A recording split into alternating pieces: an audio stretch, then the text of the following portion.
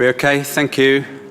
I'll open today's meeting, the Cabinet meeting for today, and welcome people. We've got some guests here today, so welcome to Gedling Borough Council, and if it's your first time, this is what you're paying for in your rate.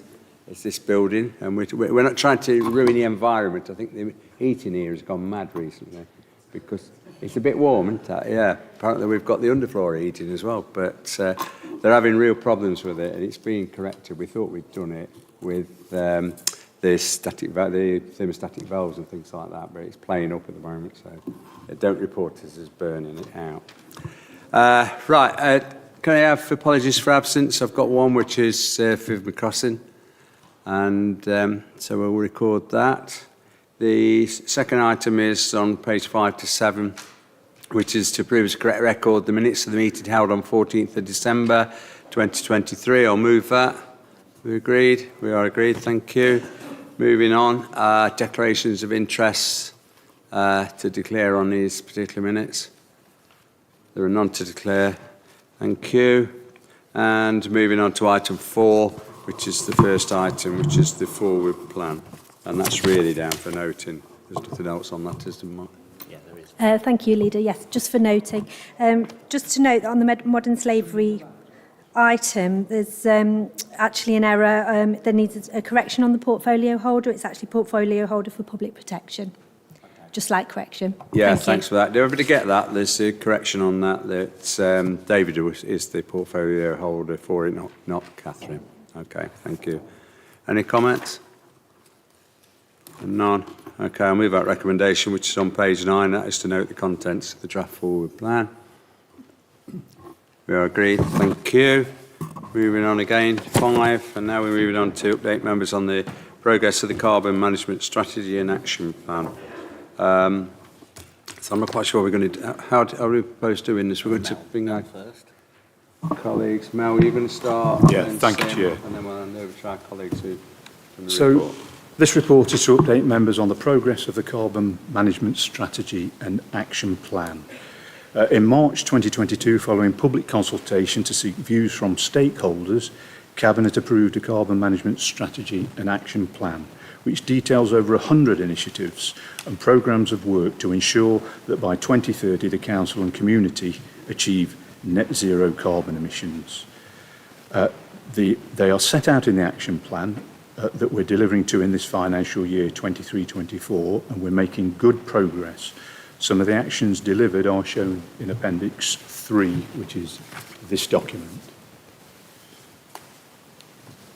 As part of our bid to address carbon emissions, the Council commissioned APSI to refresh and calculate our carbon footprint as they did in 2019-20, using data from 22-23, which is in Appendix 1, this report, as shown and included in your bundles. The table in the report shows the comparison of emissions between 1920 and 2023 and shows that overall our carbon emissions have reduced by 22%, which indicates a significant step in the right direction with more to come. Obviously, members are requested to note the background to the report, points 1.1 to 1.24, and also the financial implications. This year the Council has spent circa 190,000 on capital schemes, which are listed in the report, and 73,000 on revenue schemes also. And we've sought funding wherever able, and there's a good example in the report of the Urban Challenge tree funding bid, which not only grants funding for the purchase and planting of trees, but also their future maintenance, which is important with the changing climate that we face, so that we're able to maintain them into forthcoming years to ensure their survival. So to give you a flavour of the delivery of the actions, I'll now hand over to Sim, who has a presentation, but in summary and prior to this, members are recommended to note the summary of actions and activities already undertaken by the Council so far this year. Okay, thank you, Mel. So as Mel mentioned, Gedling Borough Council declared a climate emergency in November 2019. And as part of that, we undertook a carbon management strategy and action plan, which was approved in Cabinet in March 2022. So I'm just going to give you an overview now where we are with that. So as I mentioned, approved at Cabinet in March 2022 was the Carbon Management Strategy and Action Plan. So the first thing was looking at our carbon benchmarking and reductions. So this table shows the overall carbon emissions have reduced by 22%. That's a significant move in the right direction, obviously. The large reduction in carbon emissions is resulting to our fleet fuel use. In April of last year, 2023, we changed from diesel to HVO. So you can see that our carbon emissions have reduced by 22%. So our council's climate plan scorecard grade. All councils across the country have been graded on the delivery of their climate action plans, but the actual delivery of those. So it was an independent organisation called Climate Emergency UK assessing authorities against 7 key sectors. Councils were given a percentage on how well they were delivering to these actions, addressing each area action. So Gedling Borough Council received the highest score of the 7 Nottinghamshire boroughs and districts. So if you look at our score, it was 31%. It was the highest within all those 7 boroughs and districts. Oh. So I've been working in collaboration across the borough with residents, schools, community groups and partners to drive change through education, support and influencing behaviour. The Great British Spring Clean is an example of this. This takes place annually. The next one will be taking place the week of the 16th to the 24th of March this year. School engagement. So if you can see on some of those pictures there, we've got the bin lorry visit, recycling talk given to schools. We've got the council chamber there. That was our first climate change debate that took place with over 60 children taking part in that. On the bottom left is a picture of me celebrating Earth Day with Arnold Hill Primary School. We had over 300 children at that particular assembly with all the members of staff as well. We've also got the car idling policy that we promoted, and that was really encouraging vehicle users to switch off their engines when undertaking a school run. And that obviously results in cleaner air, it's better for the environment and healthy living for all our residents. And then we've got National Recycling Week, where I went to 5 schools during National Recycling Week in October, and that was giving a talk and a workshop on making new paper from old paper. The next one is obviously, you know, that we've become APSI winners. So Gedling Borough Council were announced as winners at the Association for Public Service Excellence, APSI, at the Annual Service Award in September 2023. In this category, it was for Best Collaborative Working Initiative.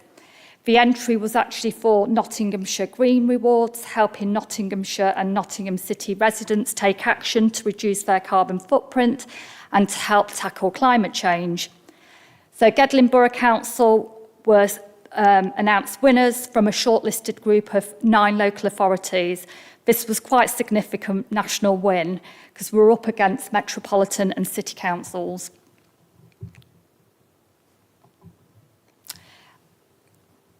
I also get involved in events. So we had our first parish council conference taking place in October.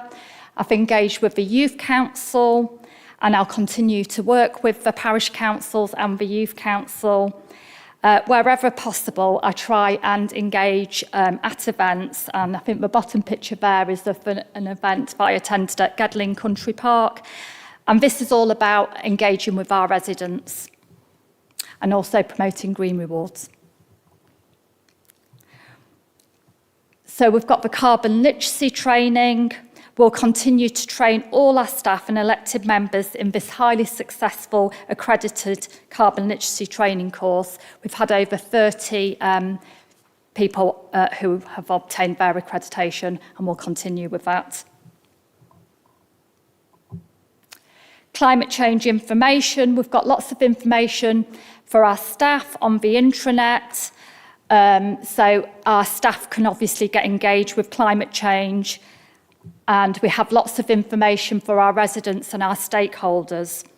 So we update our website, and it educates and encourages a better understanding for all our residents and businesses, how they can obviously help reduce the carbon emissions within the borough. Tree planting. So we've undertaken 2,388 trees. These were planted at Arnott Hill Park, Gedling Country Park, Digby Park, Burton Road Jubilee Park, amongst other areas as well in the borough. And then our green retrofit, we've delivered to phase 3 of this, which was 68 properties.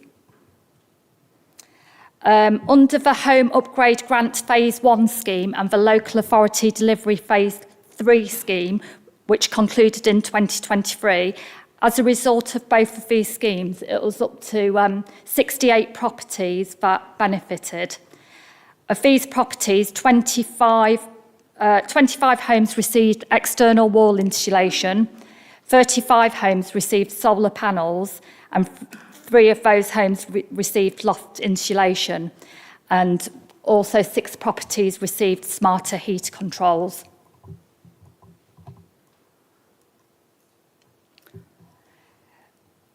So the plan will be to get more homes retrofitted under Home Upgrade Grant 2. I've put the details in there to say that it's going to be 201 homes. Obviously, Gedling won't receive all of those 201 homes because that's shared amongst the consortium.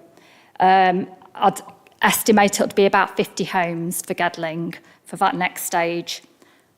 And then in terms of devolution funding, there'll be 583,500 for retrofit, and that's going to be on gas homes, including 5 deep whole house retrofit upgrades. So both schemes targeted will be looking at obviously low income, low energy performance homes likely to be in fuel poverty.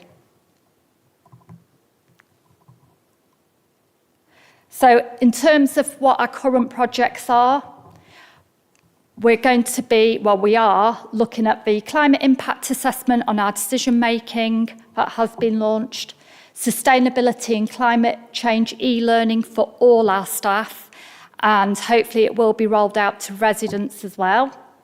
Public sector decarbonisation funding, we're actually awaiting the outcome for that, so I don't have any news on that.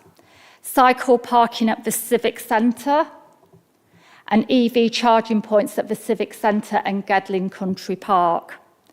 In terms of our future projects, rationalisation and electrification of the depot, energy efficient light replacement programme at the Civic Centre and Arnott Hill Park. And I just want to say thank you. If there's any questions, please let me know.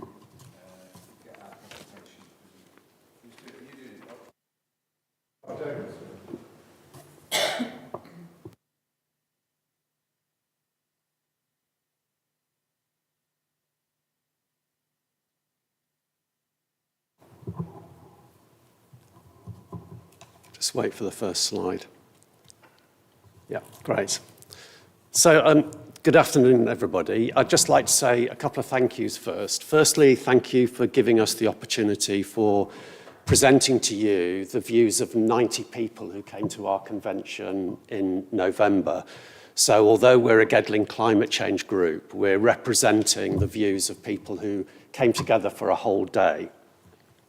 Secondly, thanks to the council leader for facilitating us being able to use this venue.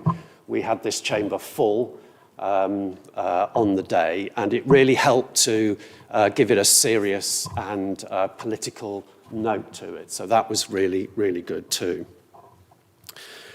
Thirdly, I just want to say that this presentation, we hope it won't be a one-off engagement with the council. We'd like to work with the council and support the council's work. Many of the things that we've just heard from Sim are things that are repeated in our report, and that's very encouraging to see. So we want to keep that connection going. I think it might be worth just thinking the motivations for 90 people to come together for a whole day to talk about climate and nature. What's the motivation behind them? Why did they decide to do that? We were pleasantly surprised by those numbers.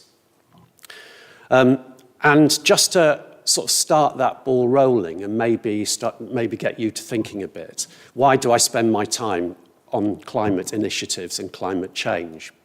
Well, the reason I do it is because I've got a grandson. This was taken when he was 7. He's now 9. What sort of life is he going to have when he's 19 in 10 years' time? What are his prospects? Are his prospects going to be safe and secure and optimistic as they were when I was 19?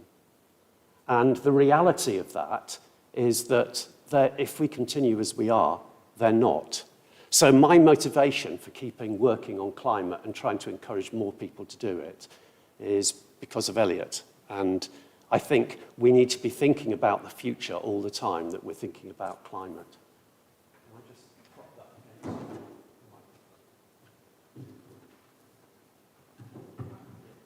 Thank you.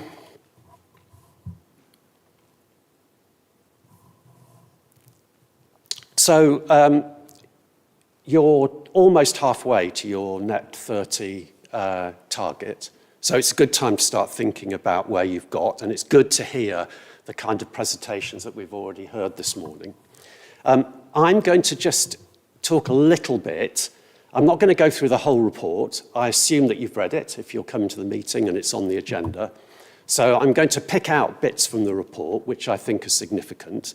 But before I do that, I want to talk about some basic science. You may be very aware of these things, but when we're talking about climate, it's really important that in the background, in the context, we know what the science is telling us.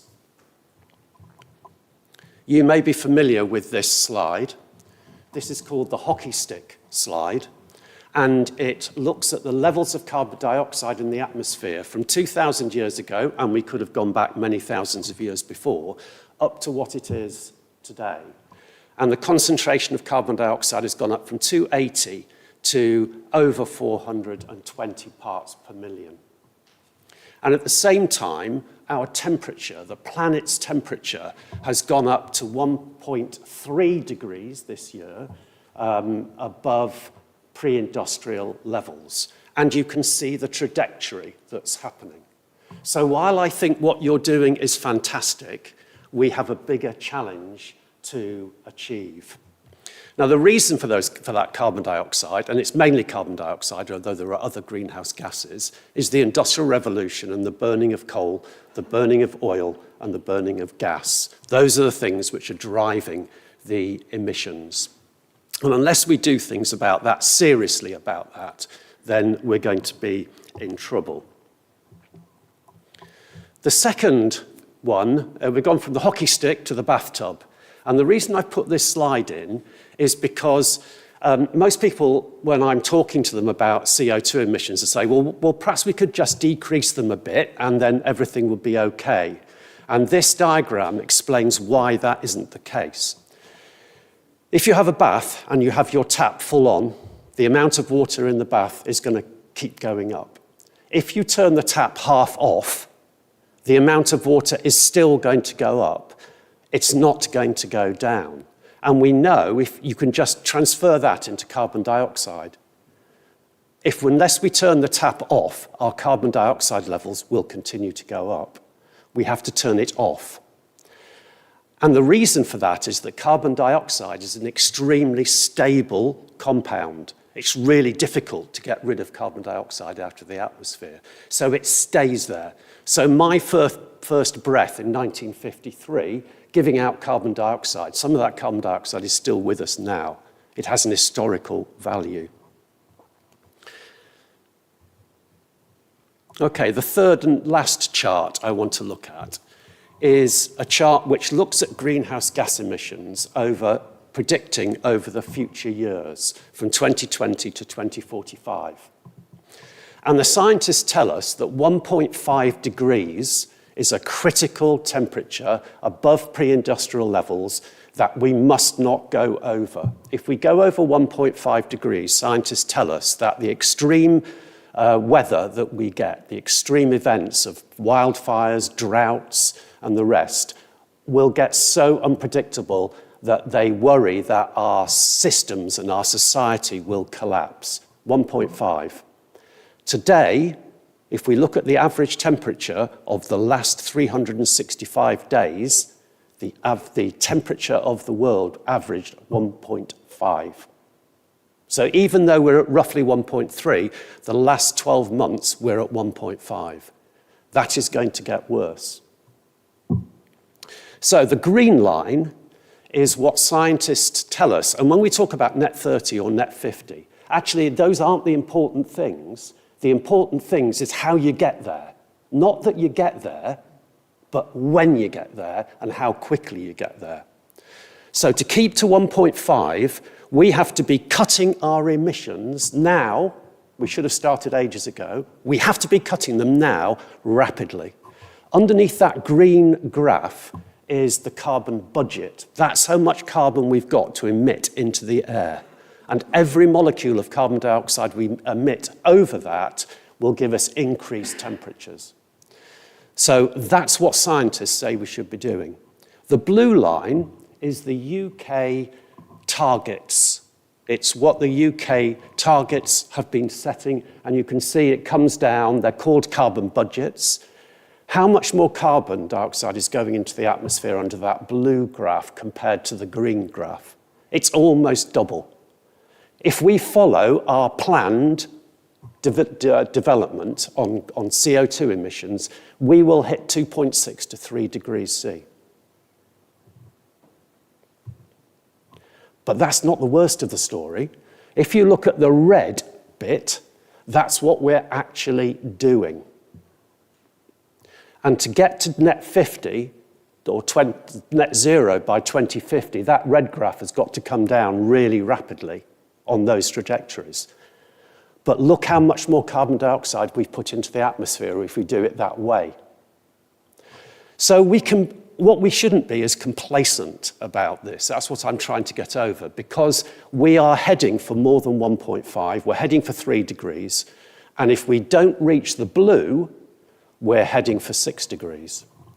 And anything over 1.5, the scientists will say, could lead to catastrophic breakdown. So did you know, for example, that in India, they are not exporting rice this year? Did you know that? Because of the droughts in India, the rice production has fallen dramatically, and they're keeping it all for internal consumption. So when we think of these things happening in other parts of the world, they are actually going to impact us here in Gedling. Another one, perhaps you don't use olive oil. Olive oil has gone up in price 176% in the last few weeks. And that's because of Spain's drought and the destruction of olive oil, olive trees. So all of these things happening in all sorts of other places will impact your citizens and your residents. This is the most scary graph I have ever seen, and makes me worry for my grandson.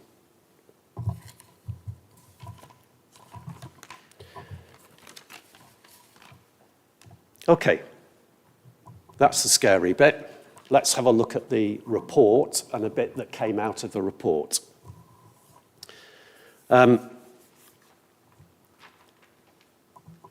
I've picked out a few takeaways.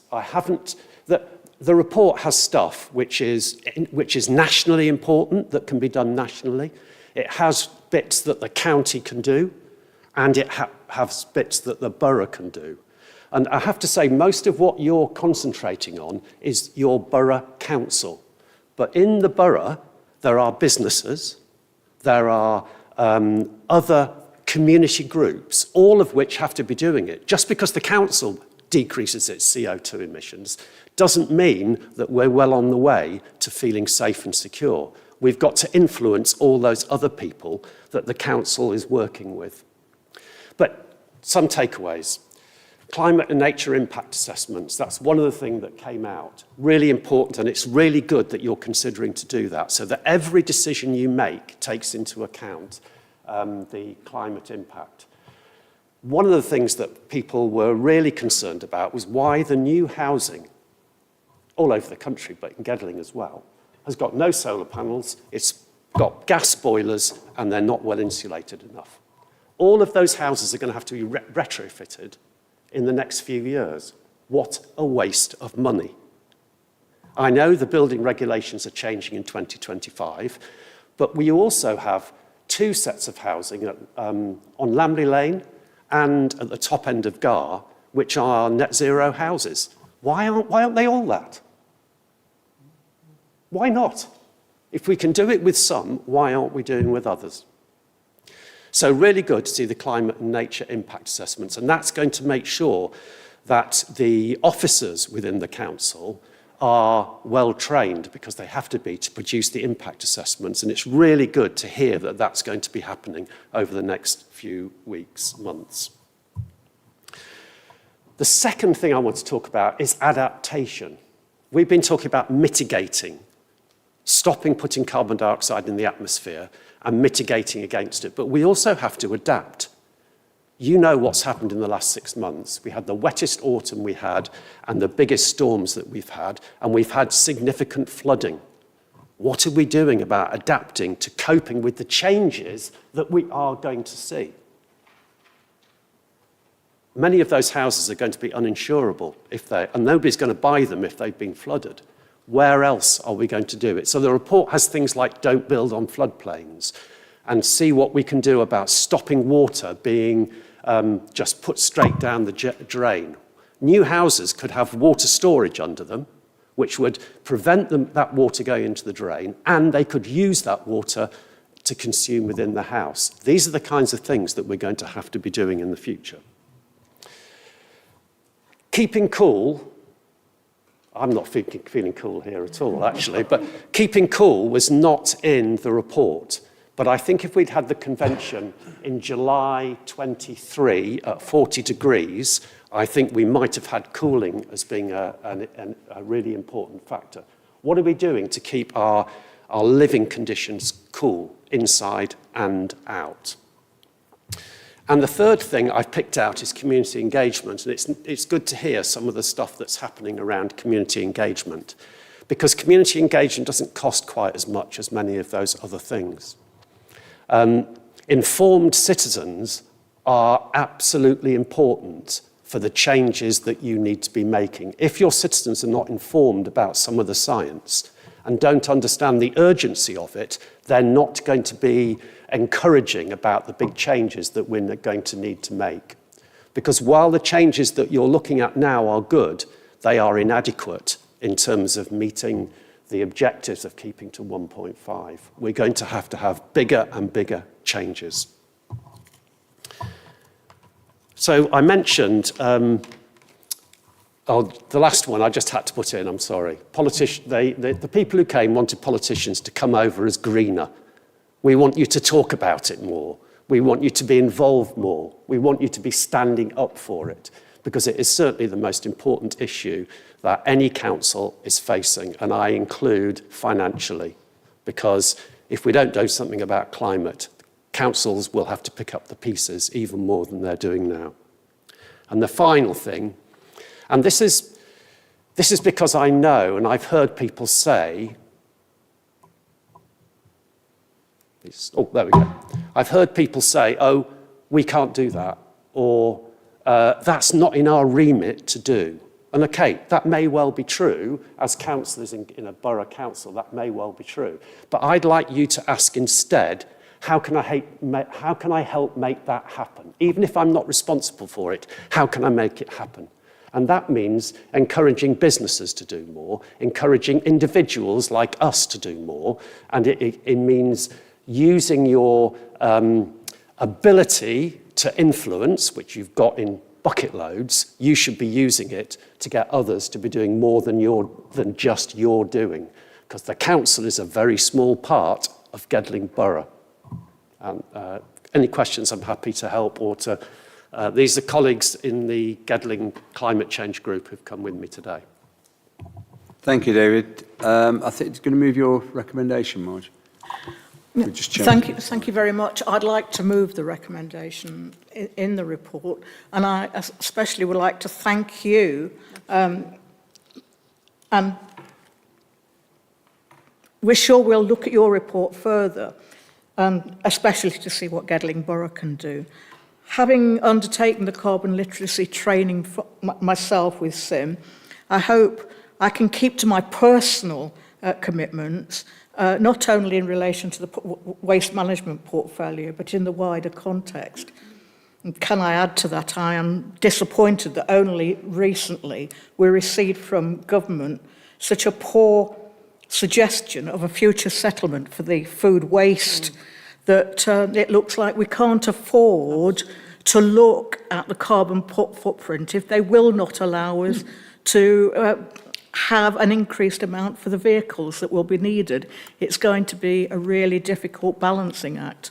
But thank you for those comments, because I think it will help us make those comments back to government, which we're already doing, that they need to help us to help get climate change right. So thank you very much.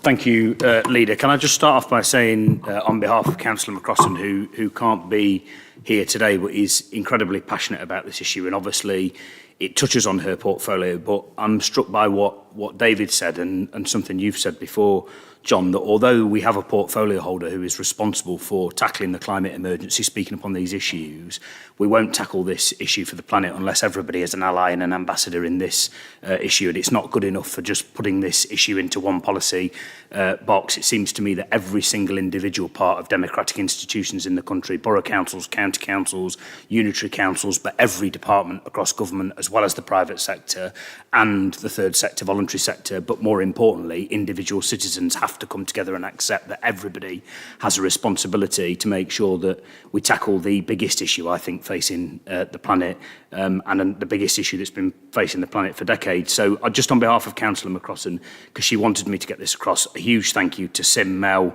Sam and Brendan, and all of the departments actually have contributed to the good work that's already happened. I hope it demonstrates to David and colleagues and the wider group of 90 people who were here for the convention, but also the many people I know that live in Gedling who are extremely passionate about this, the seriousness with which this issue is taken. The flip side of that coin is it's absolutely right to do what you did today, David, to hold our feet to the fire, to keep pushing us to challenge us, and to do that robustly. Because I will say clearly here, on the public record, and I've said this before, not enough is being done locally. I accept my responsibility in that, as everybody else should do. And frankly, not enough is being done nationally. And thirdly, not enough is being done internationally. And this issue will only be resolved by us working across borders with other nation states. Part of why, forgive me for straying into politics for a moment, I thought it was a ludicrous thing to extricate ourselves from the biggest single market in the decision we took around Brexit. Whatever your views about some of the issues that other flow around, the only way we'll tackle this problem is if we work across continents and collectively through some of the international institutions that we have. From my part, there's obviously, I think, a good story to tell in terms of what Gedling's done so far. The 22% reduction in carbon emissions is not insignificant. I'm not here to kind of ask for a medal or sing our praises, but I think and I hope don't listen to the words I'm saying, judge us on our actions. Although this council is one of the worst funded in the country by the government, we took a deliberate decision to invest significant amounts of money in the conversion from diesel to HVO in our fleet, which is predominantly what has driven that 22% reduction. That was a significant cost that could have been spent on, being frank with you, things that day in, day out I'm written to that other residents want us to be spending the dwindling amount of money that we've got on. But this council, cross-party to be fair, took a conscious decision that it was going to invest because we recognise that this is as significant a challenge as the financial challenges that we face. Because you're right, David, to say what you say. It's no good us arguing about an ever-dwindling pot of money that's coming to the council if we don't actually have a society and a country to look after in 15, 20 years' time as a result of what's happening to the planet. Just a couple of things, just immediate responses from when I read the report. There are some very quick wins, I think. I think the thing around the impact on the environment and the impact on the natural habitat of every decision we take, we should just get on and do it. We shouldn't prevaricate about that. We should just get on and do it. We've done it in terms of equalities and diversity and the equality legislation that came in around 2010. We should just get on and do that. And we need to make that happen in quick time so that you can see that we're serious about some of the challenge that you've posed back to us. I think the challenge around flooding in the borough is a really important one. There's no point in having this debate if we're not going to be honest and candid with each other. Very easy to politicians to just sit here and say that would be very easily achievable for us. The conundrum, and I'd be really interested in hearing not only your views as a climate change group, but our citizens' views about this is, it won't be lost on you that we're a green belt borough. We're being driven at very hard by the government to build a number of homes that are needed to have a roof over people's heads. There are not many places you can build in Gedling other than in the green belt, and I'm afraid to say sometimes in areas that are at flood risk. So there's a conundrum and a challenge there, not an insurmountable challenge, and it shouldn't be beyond the wit of the people in central government, local government, also working with our citizens to overcome it. But it's not an easily resolvable issue, the issue around the floodplain. However, I think some of the ideas you've suggested, David, today about underwater flood storage, retention, some of the other issues around drainage, etc., I think are right. From our part in terms of house building, I couldn't agree with you more that it makes absolutely no sense to retrofit, and we will not challenge and tackle the climate emergency unless we do something about domestic heating within homes in this country. That is the single biggest thing that could contribute to dragging down the carbon emissions by the level that we need to drag them back down to if we're not going to hit the nightmare that is posed on your graph of doom that you showed us. It's part of the reason that myself, Councillor Clark, Councillor Hollingsworth in particular, who leads on this portfolio, come under some criticism for doing this, but I've worked with private developers to drive at being one of the boroughs that's host to one of the biggest sets of housing that is zero, carbon zero.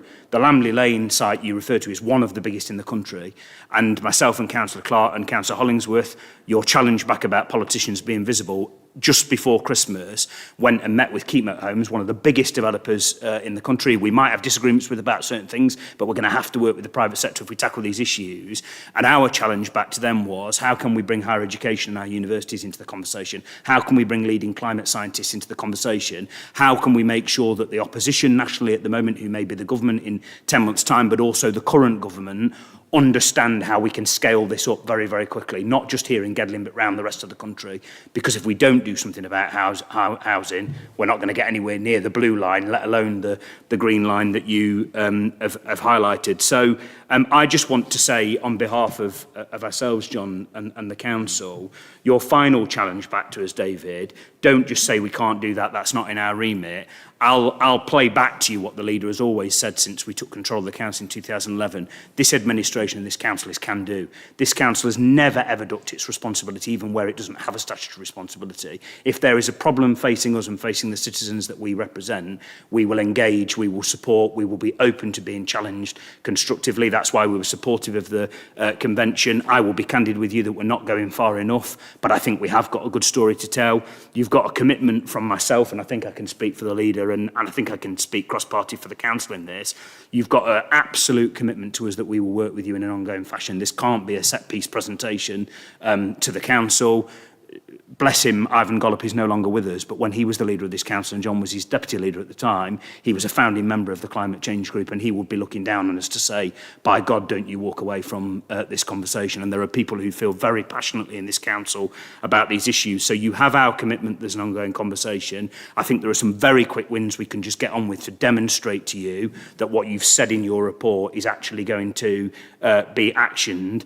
And if there's anything further you think we can do to try and shift the conversation nationally, working with you as citizens, working with you as a group that's brought together a powerful group of people, we're more than happy to do that. But we are in no sense going to duck this issue.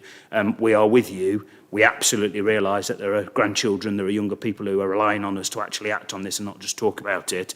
You have our wholehearted support. There'll be bumps along the way. There'll be disagreements. You might be disappointed in us. That's a part of living in a democratic society, and it's absolutely appropriate that you should be disappointed in us from time to time.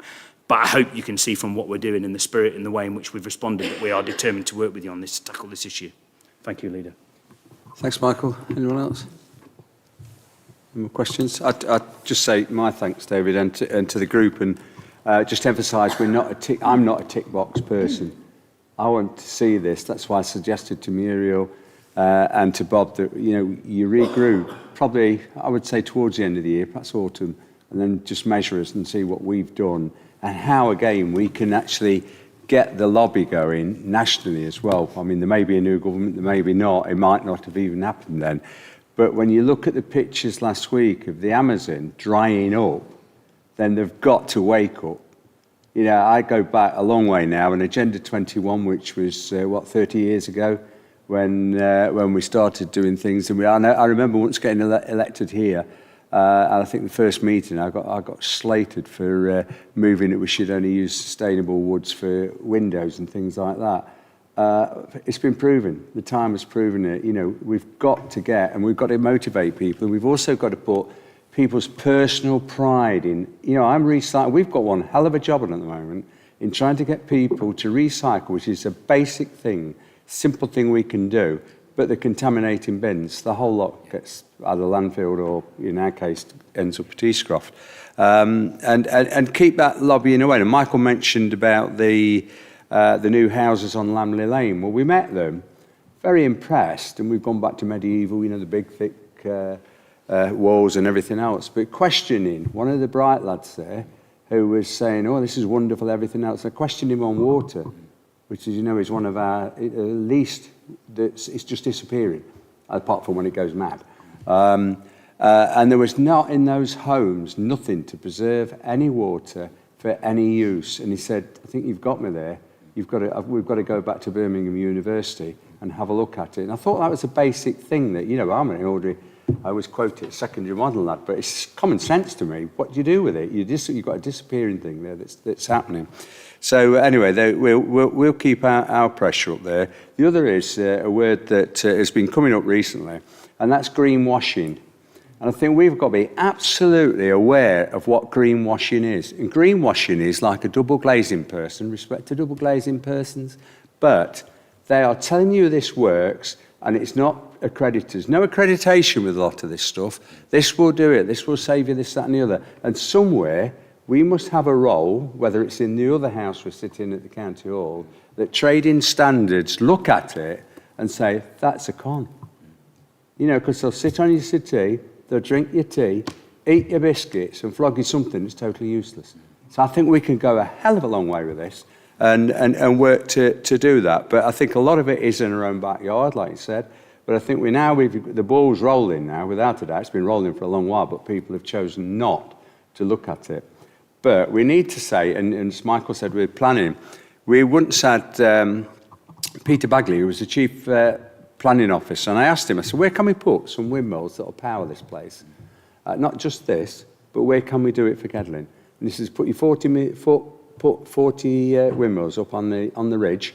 He says, and that'll do it. Now, when you saw the row that went off over trying to get a windmill on a farm at Woodborough, there was all hell let loose. And the unfortunate farmer there got death threats and all sorts. We can't have that. Well, we've got to step over it. And we've got to try it and push government nationally to let us do the things like that. If you go to the East Coast, which is a favourite spot of mine, as people know, But you go there, there's 350 windmills off the East Coast at the moment. That is powering Lincolnshire, where Mike lives. You know, it's powering all those houses, 350,000 homes I think they've got. It's powering that. And the Hornsey one comes on very shortly this year. That will come on and again. And we've got to be really looking at things like that. And also, again, I know there's lots of needs, lots of new hospitals, new this, that and the other. But when the government, and hopefully biased here, Michael gets in, that is lobbying away there, that we give us some assistance, not just on energy, poverty and things like that, but to ordinary people so they can have some assistance like they used to have towards putting solar panels and things like that. Because the solar panels, as you know, have gone from 0.5 kilowatt to 1 kilowatt to 2 kilowatt. We work with black panels now when they didn't do. And technology is moving on that fast. And I think we, as the local badge for the area, have got to champion that. But I thank you for what you've done. I don't know if there's any other questions, people, or if you want to come back, David, or anybody else on this one. But we've got to get those dates fixed in. Thanks. In a minute, Henry.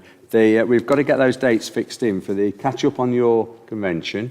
We'll provide it here. We'll try not to roast you. We will get this heating right at some point. So we can move on then and present an absolute credible audit trail of what we've done and where we intend to be. Because I've got grandkids like you. They're a bit older than yours. But I want to see a good lifespan in their time. But thank you. Henry.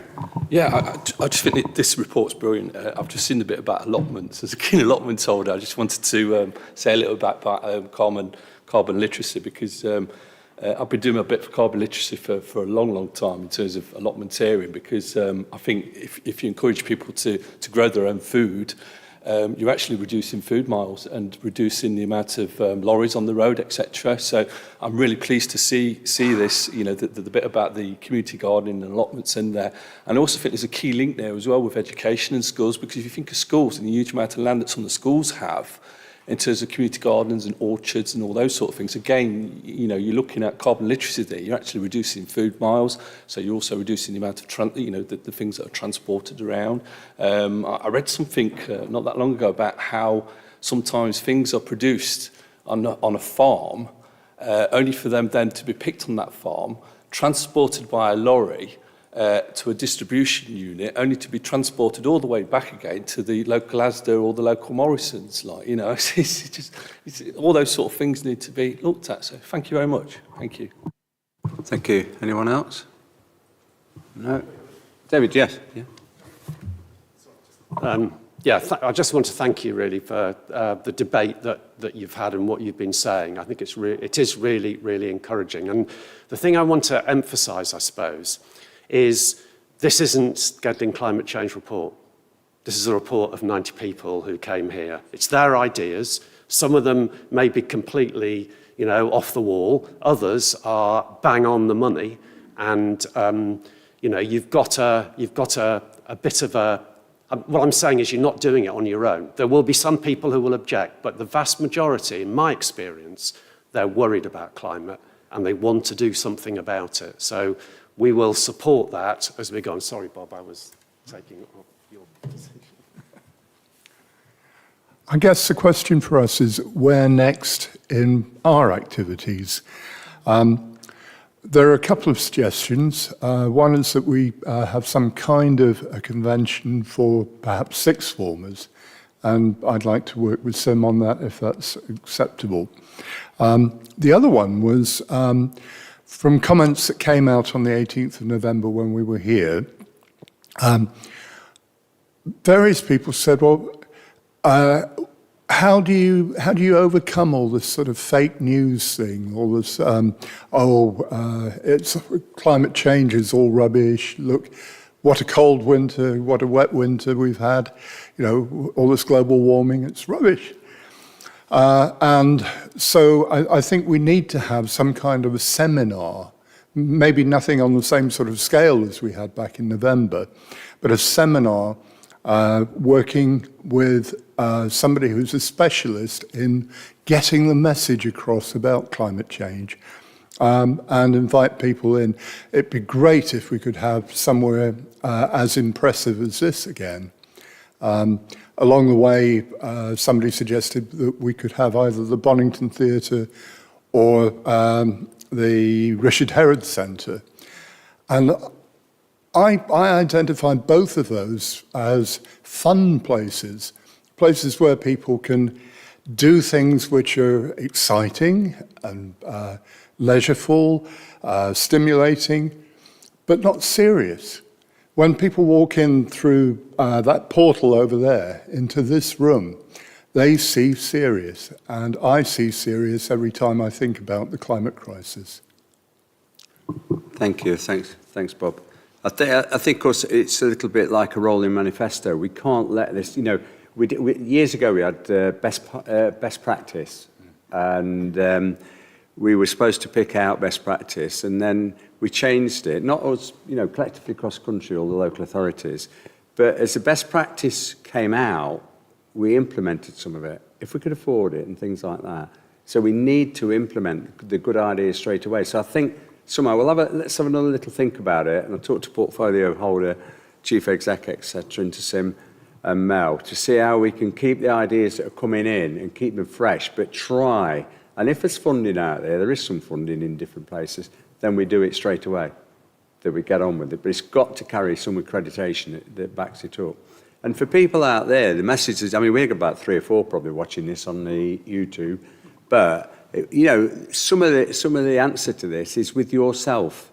What do you do on a daily basis when I get up? What do you throw away?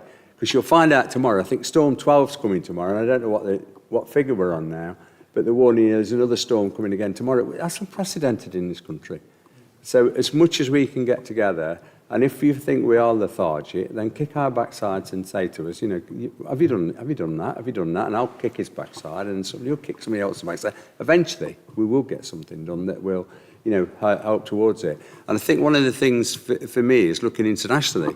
If you look at China, and you think and they're still opening coal mines in China, but not so many now. If you look, they've really got the bit between the teeth. Even America now, and you look at the acres, I know people don't like solar panels at the moment, but there might be something different in the future. But at the moment, we need to get all this sorted and get this carbon problem sorted. We're not going to do it immediately, but we certainly need to see a plan in the next few years to make sure we do it. But thank you for taking part.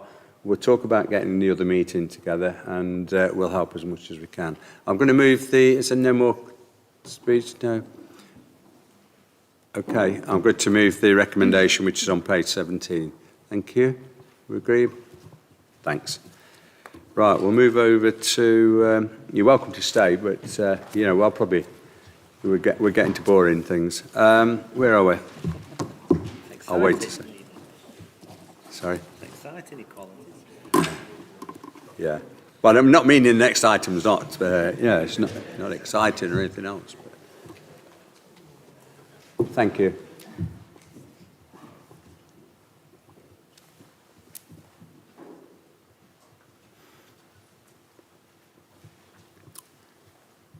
Okay, we'll move on to item 6, which is consultation on equalities, diversity policy, and that's on page 91 to 110. Thank you.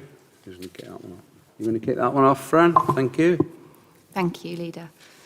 The Council's current Equality and Diversity Policy Framework and Action Plan was agreed by Cabinet in October 2021, following 2 rounds of public consultation. Members may recall in October last year, 2023, I presented an update to Cabinet members on where we were on that Framework and Action Plan and some of the successes achieved under it over the last couple of years. In summary, the current Framework and Action Plan sets out 70 equality-related actions. Up to date, there's only 8 actions and 6 sub-actions outstanding. And that Framework and Action Plan is due to conclude on the 31st of March this year. In order to support the delivery of those actions, the Council has a Strategic Equality and Diversity Group, which is a cross-party member group chaired by the portfolio holder for vulnerability and life chances. They monitor the action plan and performance under it to ensure that we are delivering to those commitments. In paragraph 1.4 of the report, I've set out some of the other activities that have been undertaken since October and just highlighted a few of the other actions that the Council have been undertaking to deliver on its equality objectives. In particular, there's been increased staff awareness for staff and managers in relation to the menopause. We've also had the opening of the new Changing Places facility in Arnold, and most recently the formal establishment of a staff volunteer group, the Gedling Inclusion Group Support, or GIGS as they're going to be known, who are really focused on how we can improve our equality objectives amongst staff and residents. So as the current policy and framework expires in March, we've been undertaking work as to how we can move forward with those actions from 2024 onwards. When the Equality and Diversity Framework was first established, it was done so against the framework that the Local Government Association had set out for local authorities. So it's the Local Government Association Equality Framework. Within that framework, the LGA sets out different standards where organisations will sit in relation to equalities. There are 3 levels: developing, achieving, and ultimately excellent. Now, when we first started this equalities work back in 2020-21, and we assessed where we were against that Local Government Association framework, we weren't even firmly in the developing category as an organisation. There were some key foundations around equality work that needed to be done, including a new policy for both staff and for the council itself, the collection of equality data, improved training for staff and for members. So a variety of actions that went into that framework to just get us onto that developing ladder. Following a period of self-assessment in December against the Local Government Association framework, and this was taken through the Strategic Equality and Diversity Group, I can say that we are now very much within that developing category and are actually stepping up into the achieving category, which is really positive against that framework of work that we've been undertaking over the last 3 years. The plan moving forward for 2024 through to 2027, to align with the periods of the Gedling Plan, is to go out to a public consultation on an updated equality and diversity policy. Now, the policy is appended to your report. Unfortunately, I've realised that the changes to the policy are not marked clearly on the published version, and there's been some formatting errors that have come through when it's actually been published. But just to highlight to members some of the key changes we're proposing to the policy, there's a whole new section included in section 7 of that policy document, which talks about how the council are going to deal with their equality actions going forward. And the proposal is that rather than having a long 3-year action plan, that going forward annually, service managers are going to embed equality actions into their annual service plans, therefore really sort of integrating equalities into everyday work and everyday planning, rather than having it as a separate standalone, because it really does need to be integrated in all the streams of work that the council are undertaking. Those service plan actions are monitored, as you know, through Cabinet as part of performance planning on a quarterly basis. They will also continue to be monitored closely by the Strategic Equality and Diversity Group, and that way the public and Cabinet have a much closer eye on how we are performing against those equality actions. The proposal and the recommendation that's coming forward to Cabinet today is on page 91 of your agenda. So it's to note the work that's already been undertaken on the current framework, but also to agree a period of public consultation. Now, the public consultation is to get the public's views on our updated policy, and also some wider views from the public on how they feel we're doing in relation to equalities. And the idea being that feedback from that consultation will be considered by Cabinet when they look to finally agree a new policy for 24 onwards, and also as part of that service planning process. So when we're looking at our service plans for 2024 onwards, we can look at some of those consultation responses and see if there's some real valid actions here that residents, businesses, stakeholders are coming back with, which we can incorporate into our plans for next year. So the recommendation is on page 91, unless anyone has any questions. Thank you. Thanks, Fran. Catherine? Thank you, Leader. An immense amount of work has been carried out by this council and members, moving away from what was, when I was first elected on the council some 13 years ago, which was a traditionally sort of legal requirement approach to equalities, to where we are today, which is more of a living, breathing, embedded equalities framework and action plan, as Fran has spoken of. As Fran has also mentioned, I chair the Strategic Equalities and Diversity Group, where these actions are continually assessed. And I'd like to thank our officers, our staff and our members for all the work that they've done, and our service managers as well. As Fran has mentioned already, these actions are now embedded into plans, so can be closely monitored by the Council and by Cabinet. Also, the Strategic Equality and Diversity Group is a cross-party group, so I'd like to thank those members that have attended for their hard work. Also, for the work that Councillor McCrossan did with myself on the development of the plan in 2021, and the work that my policy advisor, Councillor Barnes, continues to do in ensuring that those people with protected characteristics within our borough are protected and cared for with equal opportunities. So, and I also welcome the consultation that we're about to do. It is important that we are a listening council. It's important that we hear what the public have to say, the community groups that we work with and the partners, and we welcome their feedback. So thank you, Leader. Thanks, Catherine. Anyone else? No one else. It's been moved that the recommendation on page 91. Have we agreed? Agreed. Thank you. Now moving on to item 7, which is modern day slavery, human trafficking. That's Mike and David. Thank you, Leader. This report seeks approval for the Council's modern slavery and human trafficking statement for the previous year, being 2022-23.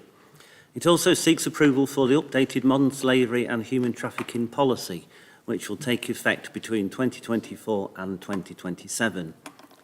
The background section of the report sets out the 4 categories that come under the umbrella of modern slavery, these being slavery itself, servitude, forced work and human trafficking, and these are further defined in paragraph 1.1 of the report.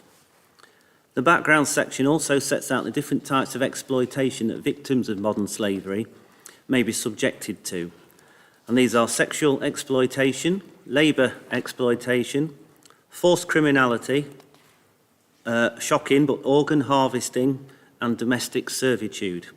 Again, an explanation of these is provided in the report at paragraph 1.2.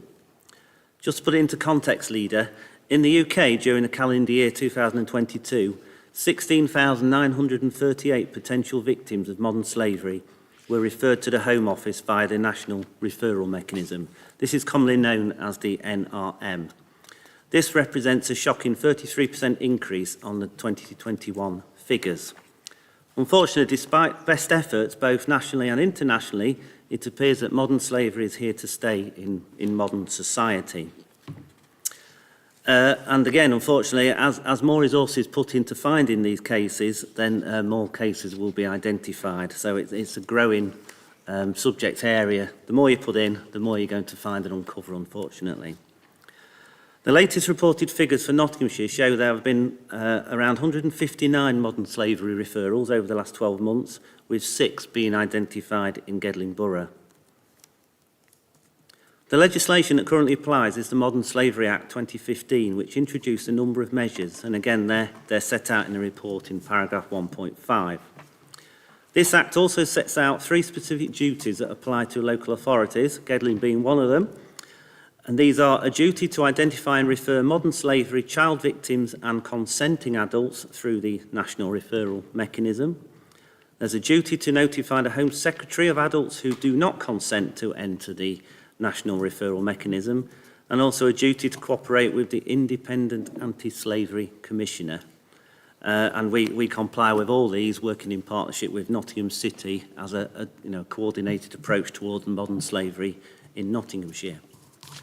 Local authorities also have a responsibility to understand their supply chains and also the risks of within those supply chains of incurring modern slavery. So our duties involved in assessing our supply chains are to identify and refer potentially identified victims, to support those victims, to provide community safety services and wherever possible to disrupt modern slavery activities, and, you know, with best intentions, ensure that all the supply chains that the council works and deals with are declared free from modern slavery wherever possible and identified. Just to finish, Leader, the 2022-23 statement is attached to the report at Appendix 1, and this sets out how Gedling Borough Council delivers training to its staff, how it undertakes targeted activity, and how it monitors the effectiveness of those measures in place. The updated modern slavery policy is also attached at Appendix 2. And I'll leave it there, Leader. Thank you. Thank you. David. Thank you, Leader. This is a really useful report. It's a useful reminder of the range of modern slavery and human trafficking. As the Chief Executive said, the shocking types of activities that come under that umbrella, and also the list of those at risk, the most vulnerable adults and most vulnerable people, which is interesting in the context of the equalities discussion we had a few minutes ago. I'd like to thank the Chief Executive for his leadership, and in conjunction with Lord Coker, it shows that Gedling is taking this seriously. 17,000 referrals a year is a very large number. I think it's important that our staff are geared up to recognise and report this, whether it's people involved in procurement and supply chain, whether it's workers just as out and about in their normal day-to-day business, people visiting restaurants or nail bars or whatever, and are equipped to report their concerns. But I would also add that any of us, any member of the public who has suspicions of this sort of behaviour ought to report that to the police. It's better to report it and to be wrong than to turn a blind eye. Thank you, Leader. Thank you, David. Catherine. Thank you, Leader. I think sometimes we're shocked at what humanity does to humanity. We've seen a lot of that recently. And in this report, it outlines that people that are more likely to be a victim of human trafficking and modern slavery are young people, vulnerable people, women and girls, homeless people, and refugees. Obviously, this council demonstrates on a daily basis and through the equalities actions that we've spoken about, that we care about all those people. So I welcome this policy, its measures and its actions, and I'd like to thank the Chief Executive, David, and our public protection officers and the police that do good work in disrupting these chains. Thank you. Thank you. Anyone else? No? I'll just speak. I mean, I'm pleased and I'm not pleased to see this here, because it came up many years ago when I chaired the police authority, that awful, and people cast their minds back to the cocklefields up in Morecambe, where people were wrongfully sent out, and that was under threat, and they were threatened, because I dealt with the chief constable that eventually came to us, was then deputy chief constable of that particular area. And it was horrendous, because police did some excellent work, because I think they did trace all the families that were involved. And the tragedy that came out of it, which just opened it up and just started this to people to start to look at it. And I've done quite a bit of work in other different countries with police at various times. And if you see the threats, and this is top organised crime, the threats to people and to women in particular that are trafficked. They're trafficked because they're frightened their families, and what's going to happen in places like Romania and places like that. And your family will be killed. It might be the mafia, it might be this, that and the other. And I think each individual, as David said, if you spot something, then we need to make sure that this is highlighted. I know we're only a little district council, but I think we can make some difference, because if people are concerned, and you've got it from the people who work on the car washers, where people are there, they're in awful conditions in working in those. We see strange movements of people, particularly female and children, that are moved around. And as you say, what were the figures? So 159 and 16 were here. If you find that you're near a motorway, you'll probably see that those figures climb rapidly. So I don't know whether, the best thing is to ring the police but keep pursuing it until some answers come back. And hopefully this terrible trade, because I was looking today that in the awful conflict in Israel and Palestine, there are 19,000 orphans now, and they will be preyed upon by people, and they will be pushed into things that nowhere any child should have. So you've got that all over the world, and I know we can't solve everything, but I think by doing something, keeping this highlighted, keeping David keeping us briefed, Chief Exec keeping us briefed, and also pay tribute to John Robson, who was a previous Chief Exec who drove this, and I believe now that Vernon's involved with it, still with trying to alleviate this. It's an awful trade. And you used to what could you used to call them? When I was on the big sites, working on big building sites, gangers. And they pick these people up in the morning, they basically work them to death in the day, and they come back, long hours, and pay a pittance, and they'd live in what they'd live in. It was awful. And, for anything we can do to alleviate that, to expose these people and let the law of this country deal with it. Henry. Yeah, I'd just reiterate everything you've said there, because in education and youth work circles, we're always told safeguarding is everybody's responsibility, and I think that needs to be more generally speaking for the whole community. If you spot something that's untoward, if you see symptoms or anything that you're unsure of that might put somebody at risk, then I think you should report that, because I do believe that safeguarding is everybody's responsibility. Thank you. Thank you. So the recommendation there is on, a recommendation is on page 111. Move that. We agreed? Thank you. Now we're moving on to finance. Oh dear, know about that. Well, nearly finance. Gedling Quarter. Mike. Thank you, Leader. A bit more positive and happy news this one, so it's pleased to report. This report sets out performance data for the Council at the end of quarter 3, which represents the period October to December 2023. Starting with actions, there were 69 actions included in the new Gedling plan for delivery during 2023-24, and at the end of quarter 3 we have so far completed 6 actions, with the remaining 63 either in progress or assigned to an officer for delivery. In terms of performance indicators, there are 30, of which 17 were either on or above target, which is pleasing to see. 1 was slightly below target and 2 actually missed the target. There are 6 indicators in there that are for data tracking purposes only. There are 4 not accounted for there, and unfortunately no data has been received from Veolia yet for the quarter 3 position on 2 waste indicators, these being residual household waste and recycled household waste. And as is usual, we will report those at the next quarter with the backward-looking effect. This time we're also waiting for quarter 3 data from the police for 2 other indicators as well, these being the level of all crime reported in the borough and the level of recorded antisocial behaviour in the borough. And again, we will report those to this committee when we have those available. The table in paragraph 2.4 shows examples of particularly positive performance, and I want to just draw your attention to 3 of these. Firstly, it's pleasing to see the number of visits to leisure centres continues to grow, and this quarter we've achieved a figure of 280,000 against a target of 248,000. So despite ageing facilities, we are still keeping the residents' throughput, which is fantastic to see. The net additional homes provided, where we have achieved a figure of 149 homes this quarter against a target of 124.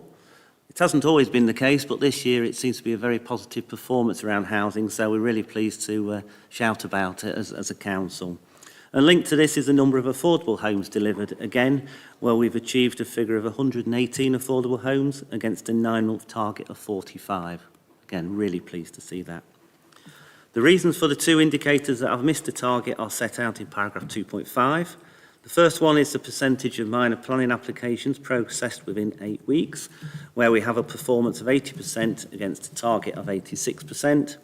There has been a slight backlog of applications due to a number of staff vacancies within the team, and this has caused the team to slightly miss the target.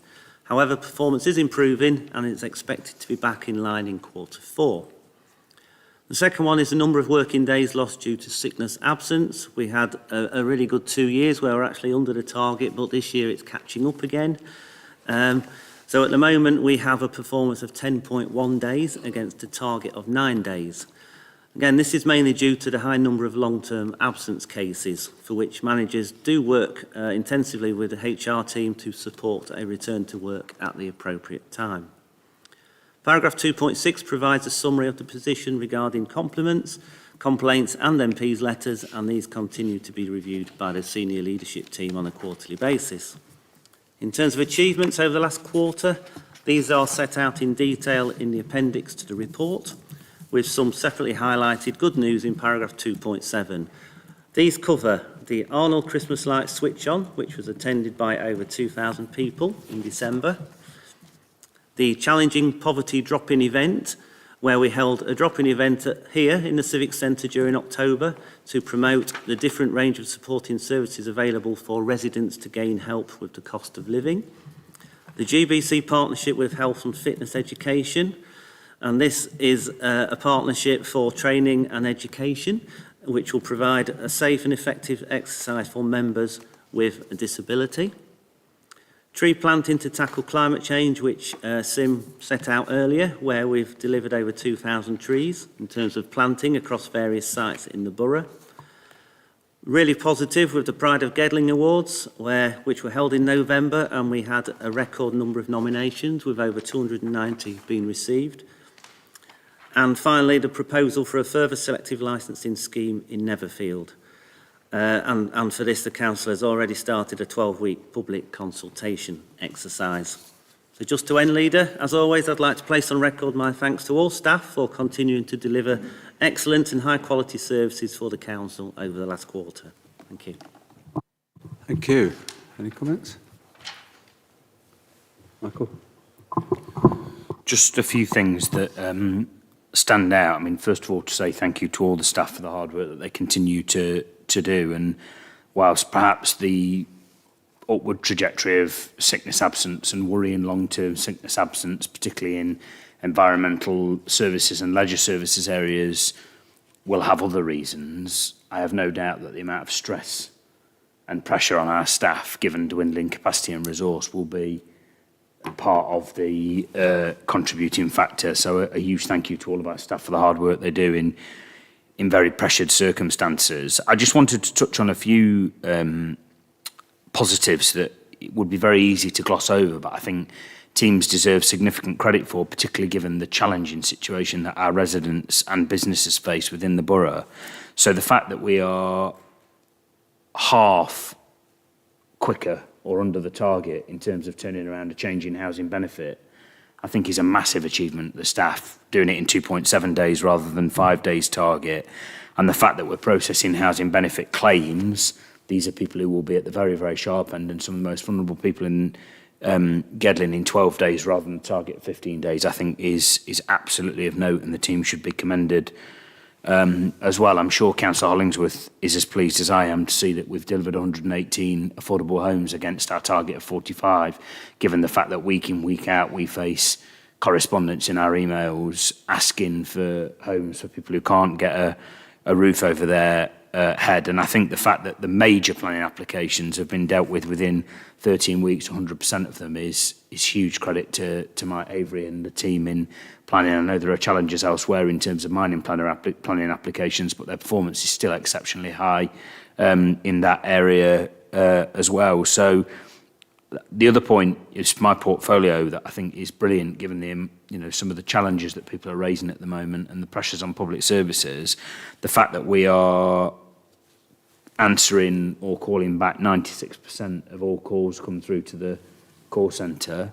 We'd like to make sure that we're responding to absolutely every single one and getting to every single one in a timely fashion. That's not humanly possible, but the fact we're hitting 96% I think is absolutely fantastic. So just to say thank you for the hard work that's going on to our staff, and recognise there are some targets where obviously we're falling short, but I think there are good reasons and justifications for that.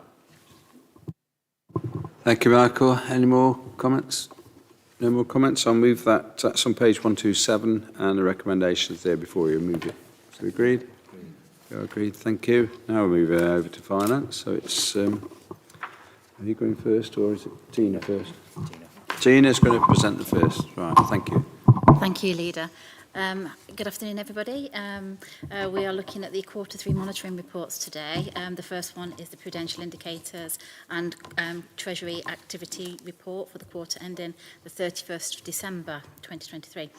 This report is not a key decision, it's for information purposes only, and we bring it to you quarterly as a best practice. We don't have a requirement to do that, but we decide to do that for best practice.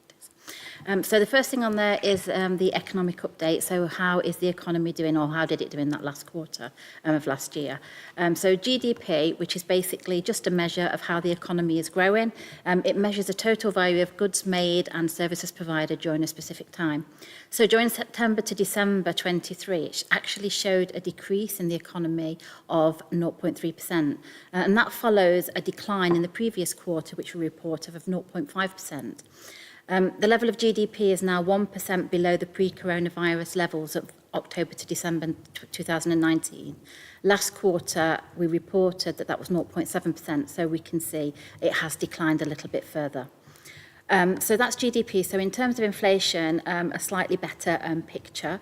There's two measures of inflation that we need to consider. The Consumer Price Index, which is a measure of the cost of living of a typical person, and the core CPI, which is a very similar measure, but removes the energy and food prices because they can be quite volatile. In April last year, CPI fell from 8.7%, which was its 31-year high, to 3.9% in November, a reduction of 4.8%. And core CPI fell from its all-time high level of 7.1% in April to 5.1% in November, which is actually the lowest rate since January 2022. So we have increase in gross domestic profit in the first quarter. It showed an improvement in the economy, but in the second and third quarters have actually showed a decrease in excess of the increases in that first quarter, which means that the economy is not moving quite as fast as we would like it to, or which was anticipated. Whilst we've avoided the recession that was predicted, inflation is still on the high side, but is decreasing, and core CPI has also decreased this last quarter, which indicates an overall improved position. The tightness in the labour market continues to ease. Last quarter, we reported that it had not yet fed through to the ease of the wage growth rates. However, in October, there was a really sharp decrease in wage growth, which is much faster than the consensus expected. This also reinforces the growing belief in the markets that interest rates will be cut kind of like mid-2024. So that's something to look forward to. There were no surprises from the Bank of England, as in December at the Monetary Policy Committee, interest rates were left unchanged at 5.25% for the third time in a row.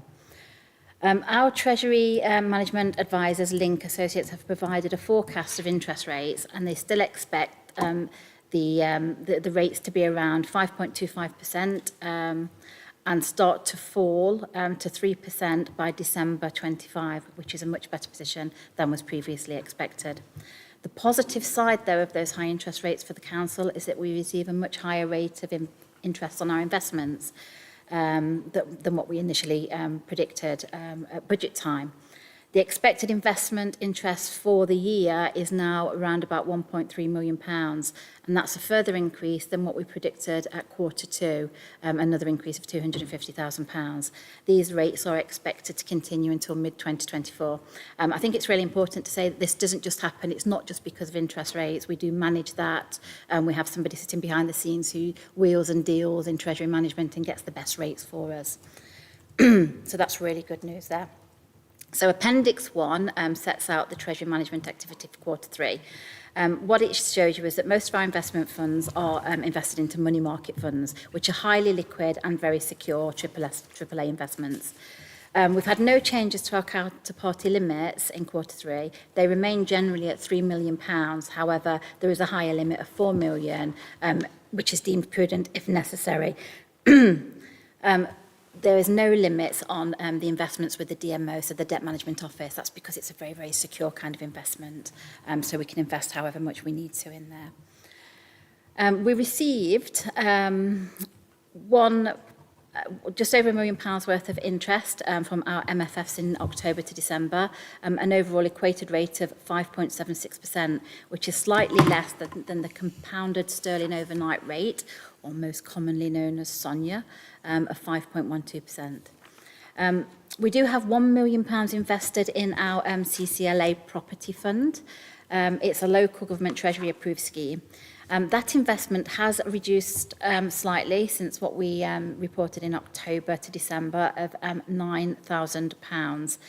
The value currently on that scheme is £892,000. So it has gone down, but it is a long-term investment. It is likely, it will fluctuate. We know that, and it is expected to increase. Our advisors tell us that we need to kind of sit tight on that, and it will increase. Nothing to worry about. But we do receive dividends on this investment. We received another £11.8 thousand in Quarter 3. So far this year, we've had £35,000 dividends in that investment. We'll continue to monitor that closely to make sure that it's still a viable investment going into the future.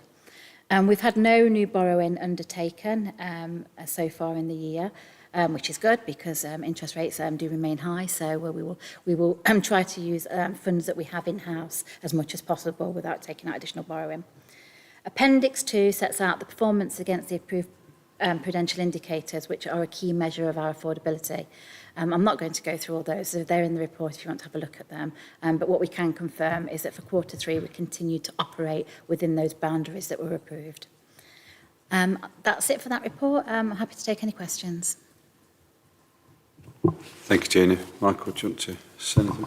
Just to, if I may, Leader, thank Tina and the wider team. Two things, really, I think, from the report. One positive, one that's of concern to me, which the report obviously draws some reference to. The first is to just emphasise and reiterate what Tina said, the significant positive of the £250,000 north uplift of where we anticipated because of the rates. And as Tina says, that doesn't just happen because rates are moving, it happens because of the work that's undertaken by the team that sits behind Tina, but also the team that are watching what happens in terms of those rates and where our investments are going. So I think the team and the people who work for us deserve significant credit, because clearly that helps in terms of the council's financial position. The flip side of that for our residents, which is a massive concern for me, is obviously there's a very clear narrative in here that the economy is not moving positively in the way that you sometimes might believe it is if you turn on the news and listen to government ministers. This spells out that actually growth is incredibly sluggish. If anything, actually there's been some retraction, and even if we're not in recession, growth is sort of stagnant, slow, flat. And at what point do we turn a corner on that? The much more sort of worrying thing for me is we are about to enter a period where people are going to be being levied council tax, they're going to be being levied significant chunks of money in terms of energy bills, and we're going to have hundreds of thousands of people across the country coming off 2-year fixed rate mortgages, which is the flip side of obviously the benefit for the council in terms of our investments. This is going to hit people, and there will be hundreds of people, if not in the low thousands of people in Gedling, who are about to enter a period where they come off 2-year or other year fixed term mortgages, and the hit that they are going to receive is going to be absolutely huge. And that's a massive concern in terms of the cost of living pressures that are already facing people, which obviously we're seeing. And I think what that potentially is going to bring is an additional pressure on demand on council services and the support that people are going to need, not just, as you said earlier, Leader, from ourselves as a borough council, but county council services, potentially services from Citizens Advice and some of the other agencies who have to step in, if you like, as a fourth emergency service. So there's a positive in this report, but there's also a big concern about the more general economic outlook and how much that's going to hit the pound in the pocket of people who live here in Gedling. Thank you, Michael. Anyone else? No, if not, then we'll move to that vote at page 167. That is to note the report. We agreed? Thank you. And still with you, Tina. Thank you, Leader. So the next report we're going to talk through is the Budget Monitoring Report Environment for Q3. This is a key decision, and there is a number of approvals required for environments, use of reserves and changes to the capital programme. In addition, this report has a recommendation to approve a capital scheme to full council, as we will be looking to fund it by prudential borrowing. So the approved budget, which was approved by full council in March 2023, was £14,199,900. There are some movements in quarter. We reported an overall underspend of £182,500 in Q2. So whilst you'll see in the report that there has been some significant overspends during Q3, we have managed to balance these out with the additional income and additional underspends. And quite a lot of that is that £250,000 from the investment income that we talked about. So we are actually reporting a balanced budget with a forecast outturn of £14,017,400. So quickly to go through some of the major variances, a lot of those around additional staffing costs across the environment portfolio. So we have £119,000 in PASC and £150,000 in waste. Much of this is due to additional agency and the use of overtime payments to cover sickness, holidays and training activity. We will be looking at budgets in 24-25 to assess the need for agency given recent pay rises and obviously the increase in sickness to see if actually the budgets do need to change as part of that. In the fleet, we're looking at additional overtime costs in the workshop of around about £40,000. This is due to a number of more complicated repairs that are needed to vehicles. We currently have 2 trainees in post, so the more experienced staff need to undertake the more complicated repairs. This will ease as staff gain more experience, and we believe this approach is still more cost effective than outsourcing that provision. There's also an additional £25,000 on parts. And as reported last quarter, we are looking at extending the life of vehicles, pending long lead times to acquire new vehicles, but also, as we heard earlier, there's some new requirements coming in as part of the Environmental Act around waste, which may require us to have different types of vehicles. So we don't really want to go out and buy loads of new vehicles if we can try and make the ones that we've got last a little bit longer. So we are putting some resource into that. So it does mean that we have a reduction in some of the capital programme as we're not buying vehicles and we are repairing what we can if it's cost effective to do so. There is also a further increase in the demand for bed and breakfast required of £30,000. Now, we've already put in £120,000 extra at Q1 and £35,000 at Q2. And I must stress that this is on top of the grant, the homelessness grant that we receive from the government. This is from our own funds.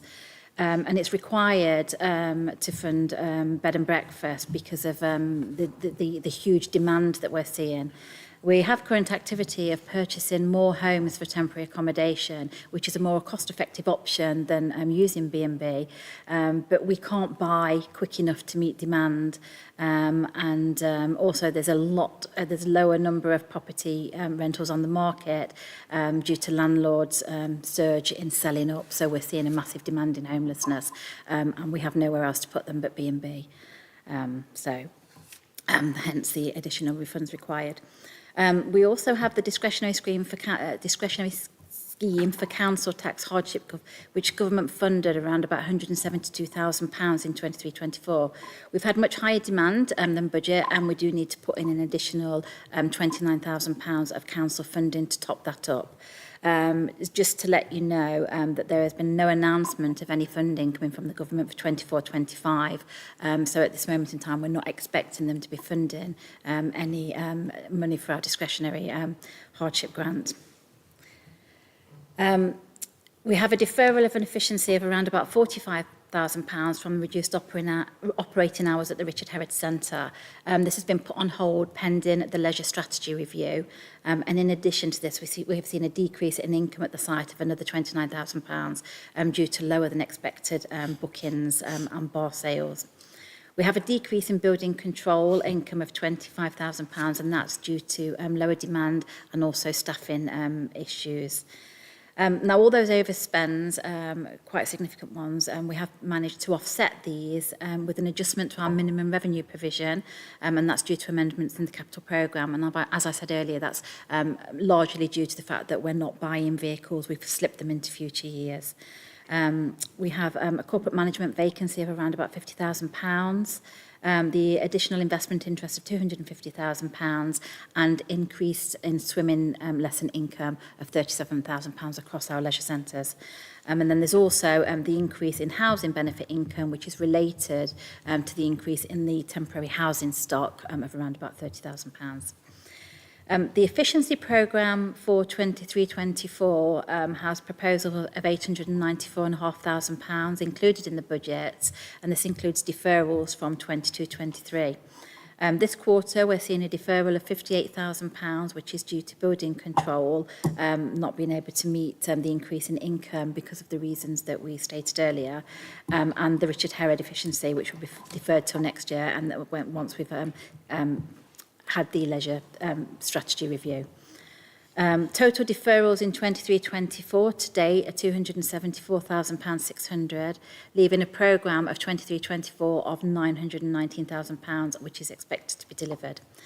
There is a new round of efficiencies for 24-25 onwards, which we've been working up, and these will be presented to Cabinet on the 21st of February. So moving on to the capital programme, we had an approved budget in March of £6.9 million plus carry forwards of £7.2 million from deferred schemes in 22-23. Amendments presented to quarter one and quarter two Cabinet totaled £712,000, and we've seen further reductions of £333,000 in quarter three, and which give a revised programme for the year of £13 million, or actually around £8.6 million if we remove the GAR, because that was the large project we paid for earlier in the year. Amendments in quarter three include a number of new schemes and a number of new reductions to the programme, and some deferrals into 24-25. The most significant addition is the repair to the large storage shed in the depot, and we currently have a budget of £100,000, which was previously approved, but the budget needs to be around the £200,000 mark, so we're requesting an additional £100,000. These works are required as there are significant health and safety issues with the current structure which need to be remedied. The works will actually extend the useful life of the asset, and through looking at it in more detail, it's much more cost effective to repair it than to demolish and to rebuild. This has been considered as options. So as the proposal is to fund these works from prudential borrowing, Cabinet are asked to recommend the approval to full council in line with financial regulations. All other amendments to the capital programme are set out in 2.3 of the report. The final bit of the capital programme will show you the financing. There is a chart in there, and as you can see, the programme is predominantly funded through borrowing and grants, which is usually normal, and we've seen that over the past couple of years. That's all I've got on the budget monitoring environment report. I'm happy to take any questions. Thank you, Tina. Michael. Just to congratulate Tina and the team. Tina's spoken us through step by step some of the significant overspends that there have been and some of the serious pressures that remain, not least in terms of bed and breakfast, temporary accommodation, but obviously there are ongoing other pressures, cost of living pressures, the pay award pressures, inflationary pressures, as well as some of the other additional pressures within the budget areas themselves. But to get to a point under tight budget control where we are 182,500 underspend out of the overall budget is a really strong position to be in for the council. Obviously, there's final preparatory work taking place now for budget cabinet, which will meet on the 21st of February, and budget council that will follow. There will need to be additional efficiency savings given the ongoing cuts that we continue to get from central government. I think we're still 7th worst council in the country, and this late announcement by the Secretary of State and the Chancellor of some, quotes, additional money that has come in the latter part before Parliament agreed the local government finance settlement doesn't look to be overly promising. For Gedling, it's been heavily loaded towards county councils and upper tier authorities, which is particularly galling because if you look at core spending power, which is the government's measurement for how much resource and money councils get given, our core spending power since 2015-16 has gone down by nearly 3%. I think it's about 2.7, 2.8%, which puts us at the 7th worst. Nottinghamshire County Councils has gone up by 54% over that same period, and yet they've been given significant amounts of money out of this additional, in quotation marks, bit of money that the Chancellor has announced, and we might be lucky if we get a few crumbs out of it. So we're in a strong position. I think I have slight concern that the carry forwards, the slips of the capital programme put additional pressure on staff. It's a very big capital programme to be dealing with, given some of the pressures in the revenue budget side, but we'll have to tackle that and deal with it as we move throughout the year. But just a massive thank you to Tina and to the entire team. The other thing just links to the previous report, the fact that we are, I would say significantly, 28,500 overspent on the council tax reduction scheme, which, remember, is a full 100% council tax reduction scheme here in Gedling. We're one of the few councils that maintains a scheme like that, and significantly overspent on our council tax support for care leavers, I think just speaks volumes about the significant cost of living pressure people are facing, Leader, in terms of actually being able to afford the bills, whether that is council tax or whether that is your heating bill or whether that's filling up the tank when you go to the forecourt, the petrol station, or whether it's actually just paying for your weekly shop or buying the uniform for replacement for your kids to go to school. I think people are really struggling, and I think that's being borne out in some of the overspends and the pressures on some of those budgets that we see. But a big thank you to Tina and the wider team for the work that they're doing to make sure that we keep tight control of the budget as much as we can, given the dwindling resources we've got. Thanks, Michael. Thanks, Tina. Echoing my thanks to the department and, how you keep us straight. And there's a lot of councils obviously would want to be in this position. Some are in dire straits and we're in a reasonable position. Can I just ask on 185, it's really directed at you, Mike, as the Chief Executive. Additional staffing costs in Park Street Care and Cemeteries, 118,900, and again the 150,000 on the waste service. And I understand the use of agency staff, but can we have a report to Cabinet at some point in the future explaining how we're going to bring that down further? Because it is difficult and it's a lot. I don't know what it is, whether you can, after 12 weeks, you can offer the job or whatever, but it doesn't seem to happen. If we can have that brought to us. And then there was another one, the charging points, it's up 8,300 and 5,600, that's at the Country Park and to the Civic Centre. No, this really ought to be explained. This is down to delays by government that were promised from a dispatch box that all these things would be delivered, would be built, and we're now waiting 3 years on for an electric charging point in the Country Park. It is absolutely ridiculous, and it looks as though we've cocked our figures up there, and we haven't. We're still awaiting the supply of these things, and probably they ought to add a look at it.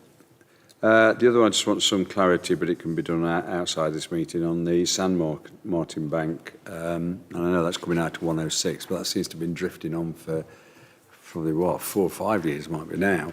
And I understand there's no San Martins up there and we weren't going to do it, but I don't know why that's in the report. But the biggest thing for this, there is an underlying, and as Michael's mentioned it, the cost of living is in there. It's underlying. We've bought, I don't know how many units we've got now, about 30 units of housing. We're still spending 30,000 above on, bed and breakfast. All the other costs that come into it. And, somebody's going to, well, they will wake up at some point, but will there be any money left in the tin to deal with it? I don't know. But has anybody got anything else to say on this report, apart from moving the recommendations, which there are 4? No one else? Okay, I'm going to move those recommendations, which are, for those listening and looking, approve a general fund budget environment set out in Appendix 1. 2, to note the use of reserves and funds during Q1, detailed in Appendix 2. To approve the changes to the capital programme included in paragraph 2.3, and that's, I think, is referring, is it not, to the shed refurbishment and that. And to recommend to the Council approval of the additional 100,000, that's it. capital programme and borrowing required to fund repairs to the large storage shed, which I was at least once quoted that was going to be £1 million. So somebody's done a bit of bargaining somewhere, but anyway, it'll improve situations. I'll move those. Are we agreed? Yeah, agreed. We are agreed, thank you. And that does bring us, there's no other items notified, and say thank you. And we'll wait to see you at the next meeting. Thank you very much. Thanks, staff.